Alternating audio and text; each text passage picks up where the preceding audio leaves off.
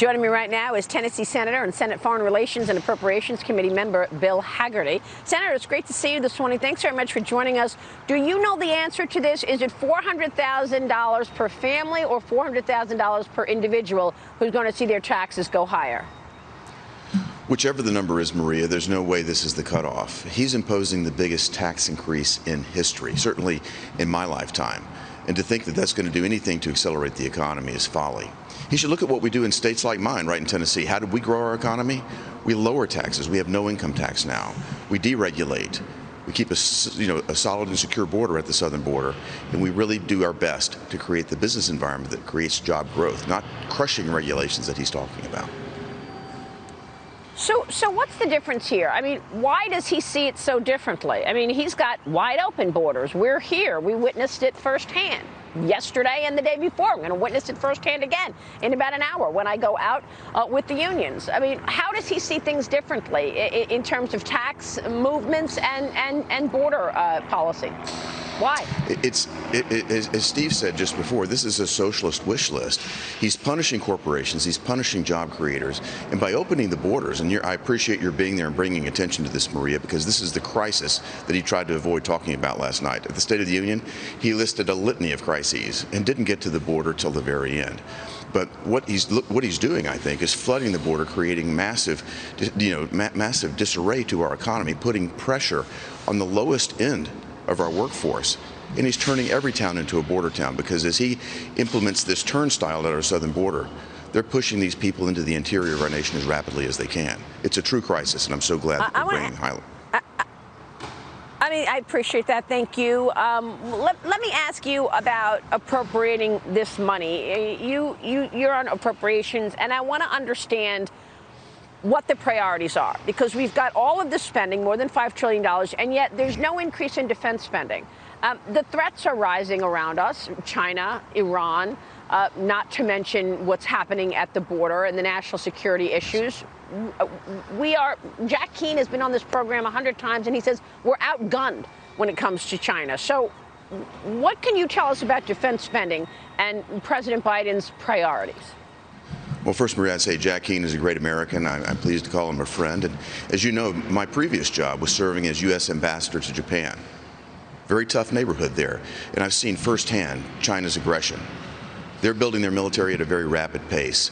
We have more military stationed in Japan, more U.S. military stationed in Japan than any place else in the world, for a very good reason.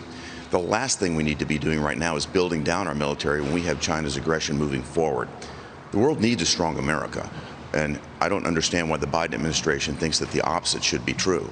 Look at them kowtowing to Iran. They're doing everything they possibly can to weaken us, to dealing with countries like Iran that certainly don't have our best interests at heart. We need to stand strong right now more than ever.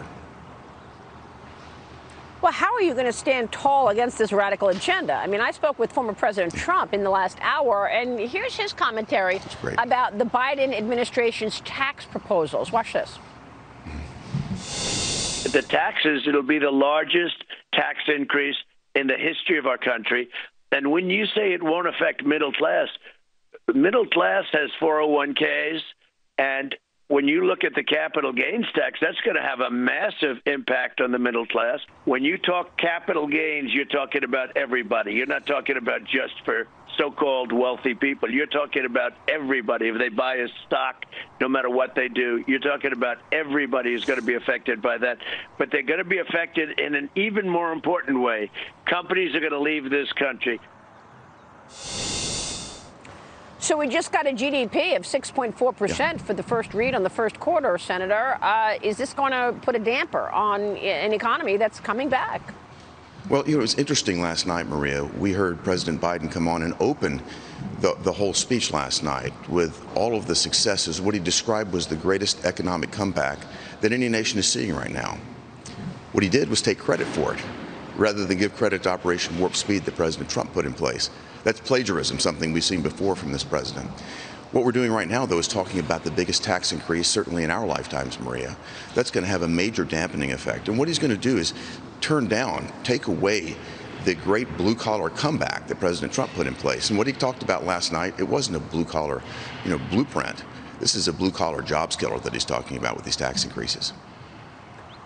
What about big tech? You're looking to take on the censorship that we've seen, putting forward the 21st Century Free Speech Act that would abolish Section 230 and prohibit censoring by technology giants. This week you wrote an op-ed in the Wall Street Journal titled it "Goodbye Section 230, Hello Liberty."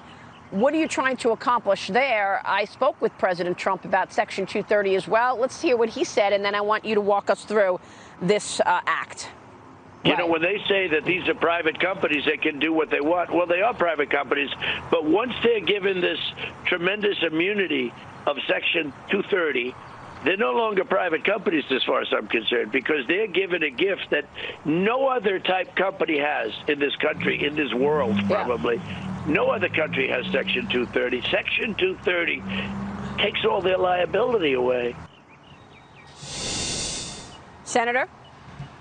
Well, it's interesting. I appreciate the fact that President Trump is describing this. If I think back to his election in 2020, President Trump didn't have to just beat Joe Biden. He had to beat the media, and he had to beat big tech.